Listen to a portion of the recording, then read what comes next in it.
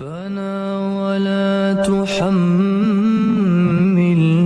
ما لا طاقة لنا به واعف عنا واغفر لنا